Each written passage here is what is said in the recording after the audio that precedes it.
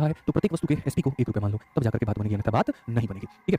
हाँ जी, चलिए। तो अगर हम देखें तो हमें जो फ़ायदा हो रहा था, गेन हो रहा था, वो सेलिंग प्राइस ऑफ 3 आर्टिकल पे। किसके मेरे भाई? 3 वस्तुओं के विक्रय मूल्य के बराबर। किस पे? तो 3 वस्तुओं के विक्रय मूल्य के बराबर। तो अगर हम देखें तो हम यहाँ पर क्या कहेंगे विक्रय मूल्य पर? तो हम यहाँ पर ये कहेंगे कि let SP of each article प्रत्येक वस्तु का जो सेलिंग प्राइस है वो मेरे भाई कितना है? तो ₹1। हर वस्तु का विक्रय मूल्य कितना है? तो हर वस्तु का विक्रय मूल्य ₹1 के बराबर। समझ में आ गया मिश्रा जी कितना हो गया? ₹1। अब मैं आपको मजे की बात बताता हूँ। एक वस्तु का ₹1 तो 15 वस्तु का कितना? एक वस्तु को ₹1 में बेचा तो 15 को कितने में बेचा होगा? 15 में। और ऐसे केस में तुम्हें फ़ायदा 3 वस्तुओं के विक्रय मूल्य के बराबर। फ़ायदा जो है वो तुम्हें 3 एसपी के बराबर। एसपी की वैल्यू 1 है तो 3 की कितनी होगी? ₹3 हो जाएगी।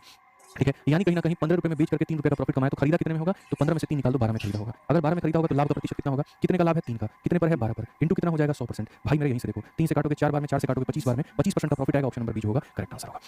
ऑप्शन नंबर बी जो होगा वो करेक्ट आंसर होगा। तो हम लोग क्या करते हैं कि जिस भी चीज़ के ऊपर में प्रॉफिट या लॉस होता है, फटाक देना उसको ₹1 मान लेते हैं। तो अगर मान लीजिए एसपी के ऊपर में हो रहा है तो उसको ₹1 मान लीजिए, सीपी के ऊपर में हो रहा है तो उसको ₹1 मान लीजिए। इससे आपका वो निकल जाएगा, फिर प्रॉफिट निकल जाएगा और फिर आप अपना एसपी दिया तो सीपी निकालेंगे, सीपी दिया तो कोई दिक्कत नहीं है, कुछ और निकालने की जरूरत नहीं है। ठीक है? ये हमारा प्रॉफिट हो गया और हमारा काम खत्म। आइए चलिए हम लोग आगे बढ़ते हैं और आगे देखते हैं। आज ये